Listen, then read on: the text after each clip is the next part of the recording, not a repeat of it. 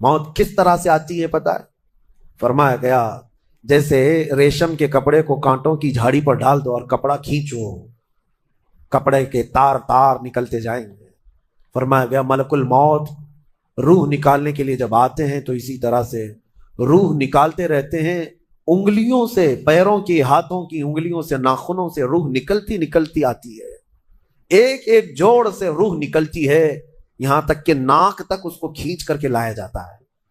اور قرآن میں اللہ فرماتا ہے تم اگر دیکھو گے کہ روح کیسی نکالی جا رہی ہے، یضربون وجوہہم وادبارہم، فرشتے آتے ہیں پیٹھ پر، پیچھے مارتے ہیں، زور زور سے مارتے ہیں اور پیشانیوں پر مارتے ہیں اور یہ کہتے ہیں اے نکل جا روح۔ اللہ فرماتا ہے تم اگر دیکھو گے کہ فرشتے کس طرح روح نکالتے ہیں تو کانپ کر رہ جاؤ گے، مار مار کر کے روح کو نکالا جاتا ہے۔ اور یہ چھوٹا سا وقت نہیں ہے، ادھر جھٹکا لگا ادھر موت ہو گئی، لمبا پروسیس ہے، اس سے جو گزرتا ہے وہی بتا سکتا ہے۔ بعض لوگوں کو ایسا لگتا ہے زہر کھا لیا ابھی موت ہو گئی، سوسائڈ کر لیا ابھی موت ہو گئی۔ موت سے پہلے فرشتے آ جاتے ہیں، چاہے تم اچھے آدمی ہو، بیٹھے ہوئے ہو، تم کو بھی اگر موت آنی ہے تو تم پہلے فرشتوں کو دیکھنے لگ جاؤ گے، لیکن بتا نہیں سکتے کسی کو۔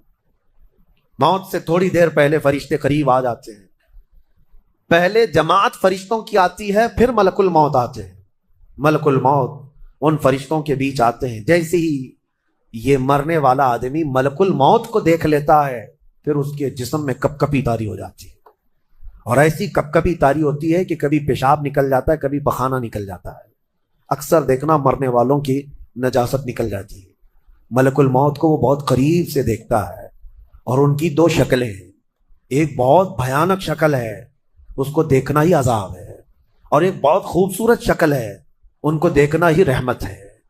وہ نیک بندوں کی روح نکالنے کے لیے جب جاتے ہیں تو خوبصورت شکل میں جاتے ہیں، اور جب گنہگاروں کی روح نکالنے جاتے ہیں تو بھیانک شکل میں جاتے ہیں، اور ان کو دیکھتے ہی مرنے والے کا جسم پیلا پڑ جاتا ہے، پیشانی اکھڑ جاتی، آنکھیں پھٹی رہ جاتی، اور پھر خرخرا آنے لگ جاتا ہے، یعنی خر کی آواز تیز ہو جاتی ہے۔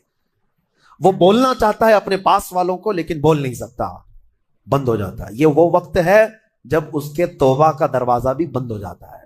اب اگر فرشتوں کو دیکھ کر کوئی توبہ بھی کر لیا، ایمان لایا، تو اس کا ایمان قبول نہیں۔ اس وقت سے پہلے پہلے تک جو بھی ایمان لایا یا توبہ کیا اس کی توبہ قبول ہے، لیکن موت کا خرخرا آ گیا اور فرشتوں کو دیکھ لیا، اس کے بعد بہت سارے کافر بھی پکاریں گے کہ ہم ایمان لاتے ہیں اللہ پر، نہیں، اب ایمان قبول نہیں ہوگا۔ موت اتنی آسانی سے نہیں آتی، اس کا پروسیس ہے۔ فرشتے آتے ہیں، ملک الموت آتے ہیں، پھر اس کے بعد اس کو گھور کر دیکھتے ہیں، پھر اس کو چت لٹا دیا جاتا ہے، یا جس حالت میں بھی ہے وہ گر جاتا ہے، کھڑا ہے تو گرتا ہے، بیٹھا ہے تو گرتا ہے، موت آنے سے پہلے لڑک جاتا ہے۔ یہ ضروری بھی نہیں ہے کہ آج میں اپنے آپ کو سنبھال کر بیٹھا ہوں، اگر میری موت آنی ہے اسی کرسی سے گر جاؤں، اسی جگہ سے ہم گر جائیں۔ اور اس کے بعد ملک الموت روح کھینچنا شروع کرتے ہیں، پیروں کے ناخنوں سے لے کر، ہاتھوں کے ناخنوں سے لے کر، اس کے جسم کے ہر حصے سے لے کر ناک تک کھینچتے ہوئے لاتے ہیں، اور اس کے بعد جب پوری روح نکل جاتی ہے وہ لے کر کے چلتے رہتے ہیں، اور مردہ ان کو جاتے ہوئے دیکھتا رہتا ہے، آنکھیں سب سے لاسٹ میں کھلی رہتی، کسی بھی مرنے والے کی آنکھیں بند نہیں رہتی، کھلی رہتی، وہ دیکھتا رہتا ہے۔ اسی لیے حدیث پاک میں ہے جب کسی کی روح نکل جائے تو سب سے پہلے تم اس کی آنکھیں بند کر دو، ہمیں بند کرنا ہوتا ہے، اور اس کے بعد منہ بھی کھلا رہ جاتا ہے، منہ اوپن رہ جاتا ہے، فرمایا گیا منہ کو دبا کر بند کر دو۔ یہ سب نشانیاں ہیں میرے عزیزوں موت کی سختیوں کی۔ آپ کو پتا ہے جب رسول کریم صلی اللہ تعالی علیہ وسلم کی وفات آئی، اللہ اکبر، نزع کا عالم اتنا سخت تھا کہ بار بار حضور اکرم صلی اللہ علیہ وسلم کو پورے پانی کے مٹکے انڈیل دیے جا رہے تھے، 3 مٹکے حضور پر انڈیل دیے گئے موت سے پہلے، اور حضور اس کے بعد تھوڑا آرام محسوس کرتے اور پھر شدت کا بخار، اور وہ آخری وقت تھا جب حضرت فاطمہ آپ کے پاس آئی تھی، حضور نے ان کے کان میں بتا دیا، وہ رونے لگ گئی۔ کیا کہا تھا حضرت فاطمہ کہتی ہیں حضور نے فرمایا اے فاطمہ اب میں جا رہا ہوں، میرا آخری وقت ہے۔ پھر ایک دوسرے کان میں ان سے کہا میرے خاندان میں سے سب سے پہلے تم مجھ سے ملنے والی۔ تو رسول کریم صلی اللہ تعالیٰ علیہ وسلم حضرت عائشہ صدیقہ کے سینے سے سر لگا کر لیٹے ہوئے تھے۔ حضرت عائشہ فرماتی ہیں سنو، مجھے پتہ ہی نہیں تھا، حضور حضرت عائشہ سے زیادہ محبت کرتے تھے، اسی لیے آخر وقت میں حضرت عائشہ کے ہی حجرے میں رہنے لگے، باقی دوسری بیویوں کیا نہیں جاتے۔ حضرت عائشہ کہتی میں حضور اکرم صلی اللہ تعالیٰ علیہ وسلم کو کبھی مسواک دے رہی، کبھی پانی کے چھڑکاؤ کر رہی۔ تھوڑی دیر کے بعد حضور اکرم صلی اللہ تعالیٰ علیہ وسلم لیٹے لیٹے اسی طرح رہ گئے۔ حضرت عائشہ کہتی ہے میرے سینے پر حضور کا سر تھا، وہ اتنا بھاری ہو گیا مجھے لگتا تھا کہ میری پسلیاں ٹوٹ جائیں گی۔ یہ حضرت عائشہ کہتی ہے مجھے ایسا لگتا تھا کہ میری پسلیاں ٹوٹ جائیں گی۔ ہوا کیا تھا؟ حضرت عائشہ فرماتی ہیں دروازے پر جبرائیل امین آئے، روح نکلنے سے پہلے کی بات ہے۔ حضرت عائشہ فرماتی ہیں حضور کے پاس جبرائیل آخری بار آئے، وہ غمگین حالت میں آئے یا جس حالت میں ہو۔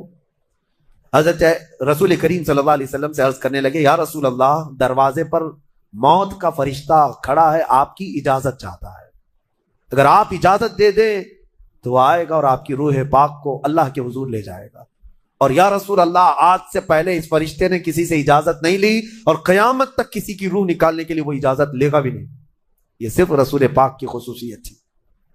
حضور نے فرمایا آنے دو، ملک الموت آئے، اور جب حضور کی اجازت سے روح نکالی تو حضرت عائشہ کہتی ہیں اتنا بھاری ہو گیا تھا سر کہ مجھے لگتا تھا کہ میری پسلیاں ٹوٹ جائیں گی سینے کی۔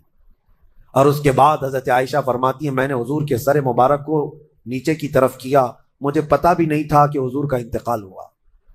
میں حضور اکرم صلی اللہ علیہ وسلم سے باتیں کرنے میں مصروف تھی، اسی میں حضرت ابو بکر صدیق حجرے میں آئے، پوچھا عائشہ کیا حال ہے حضور کا؟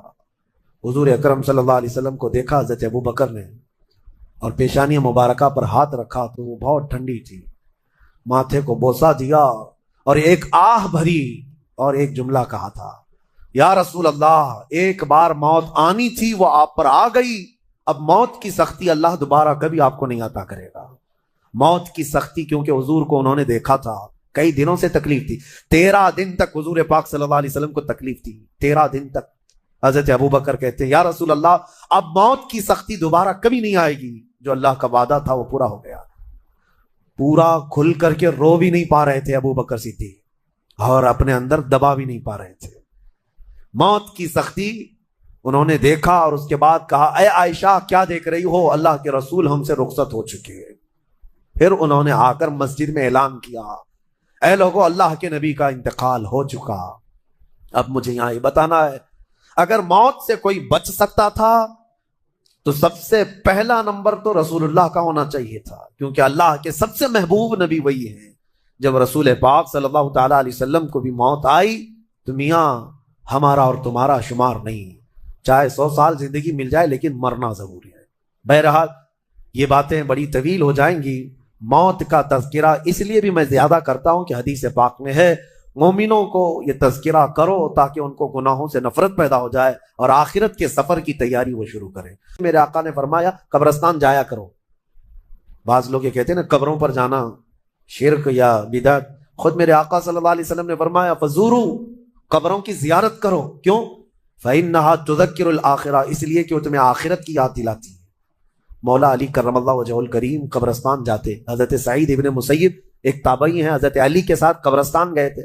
حضرت علی نے زور سے سلام کیا قبر والوں کو اور پھر پوچھا ہے قبروں والوں کیا حال ہے تمہارے؟ اور اس کے بعد پھر حضرت علی روتے کھڑے ہوئے، آنسو بہنے لگے۔ حضرت سعید ابن مسیب کہتے ہیں مولا علی سے کیا آپ قبروں والوں سے بات کر رہے ہیں، وہ آپ کی سن رہے ہیں یا آپ سے وہ کچھ جواب دے رہے ہیں؟ حضرت علی کرم اللہ وجہہ الکریم نے فرمایا ہاں، اگر تم سنتے ان کی باتیں تو رو پڑتے ہیں۔ حضرت سعید پوچھتے ہیں کیا کہہ رہے ہیں قبروں والے؟ سنو میرے عزیزوں، حیدر کرار شیر خدا علی مرتضیٰ فرماتے ہیں قبروں والوں سے میں نے پوچھا کیا حال ہے تمہارے، تو قبروں والوں نے کہا اے علی مت پوچھو ہمارے حال، جن بالوں کو ہم سجایا کرتے تھے ان بالوں پر تو اللہ نے اب بچھو چھوڑ دیے، ہمارے وہ چہرے جو غازے سے ملوث تھے، حسین تھے، ہمارے چہروں پر اب خون اور پیپ کے علاوہ کچھ نہیں رہ گیا، ہمارا وہ جسم جس کے سنوارنے کے لیے ہم دن بھر گھنٹوں لگاتے تھے آج وہ ہماری قبروں میں کیڑوں کی غذا بنا دی گئی ہے۔ حضرت علی فرماتے ہیں قبروں والوں نے جب ہم سے یہ کہا تو ہم نے رو پڑ، ہمیں رونا آ گیا۔ یقیناً میرے عزیزوں وہ منزل آپ کی بھی ہے میری بھی ہے، ہمیں بھی جانا ہے آپ کو بھی جانا ہے۔ حضرت سفیان ثوری فرماتے ہیں ایک چھوٹی سی بچی کو آپ نے ایک جنازے کے پیچھے جاتے ہوئے دیکھا روتے ہوئے، وہ لڑکی اپنے باپ کے جنازے میں جا رہی تھی، رو رہی تھی اور یہ کہہ رہی تھی اتنی بڑی مصیبت کا دن ہمارے اوپر کبھی آج تک آیا ہی نہیں تھا۔ حضرت سفیان ثوری نے کہا بیٹا تم پر نہیں تمہارے باپ پر جو دن آیا وہ کبھی نہیں آیا تھا، موت کا دن۔ موت کا دن سب سے سخت دن ہے، سب سے سخت دن ہے۔ تم جہاں کہیں پر بھی جاؤ موت تمہیں آ کر پکڑے گی۔ بروج مشیدہ کا مطلب ہوتا ہے بہت ہی پکے محل میں بھی اگر تم بیٹھ جاؤ، بہت مضبوط محل میں تم بیٹھ جاؤ، موت آنا ہے وہاں پر بھی آئے گی۔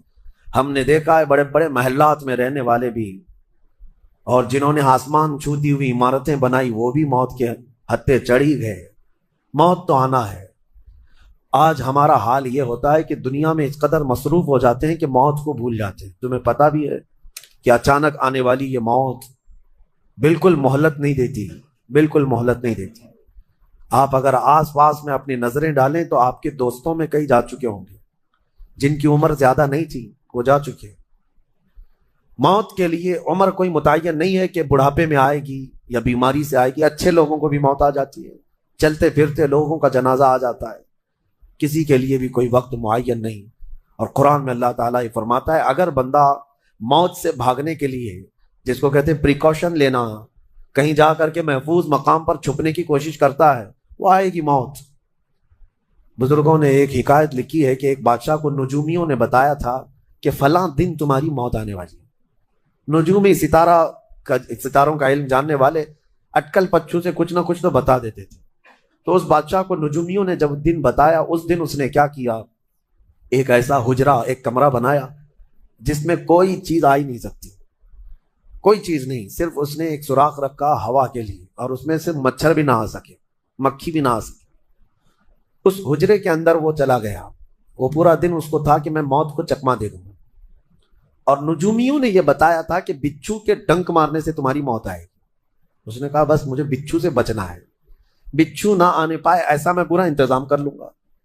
اس نے پورا ایک راؤنڈ شیپ کا کمرہ بنایا اور اس میں اندر بند ہو گیا، لیکن اس کی ایک کمزوری یہ تھی کہ اس کا گھوڑا تھا بہت بے حد اس کو عزیز تھا، وہ گھوڑے کو چھوڑ کر کبھی رہتا نہیں تھا۔ اس نے کہا مجھے اور میرے گھوڑے کو بند کر دو، آج موت کا دن ہے، اگر آج کے دن میں نے موت کو چکما دے دیا تو پھر ہمیشہ کی زندگی ہے، ٹائم اگر ٹل گیا تو پھر موت نہیں آئے گی۔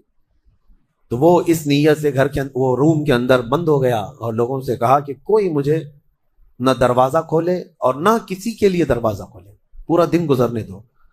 دن گزرتا رہا، شام کا وقت قریب آیا، اس کے ساتھ تھا اس کا گھوڑا اور وہ کوئی نہیں۔ اتفاق دیکھیں، اللہ رب العزت کی طرف سے جو سبب بننا ہے وہ بنے گا۔ اس کے گھوڑے کو بہت تیز چھینک آئی اور اس کی چھینک سے اس کی ناک سے بچھو نکلا اور اس بادشاہ کو ڈنک مارا اور وہیں اس کی موت ہو گئی۔ اینما تکونوا یدرککم الموت، اللہ نے فرمایا تم جہاں کہیں رہو موت آ کر پکڑ لے گی۔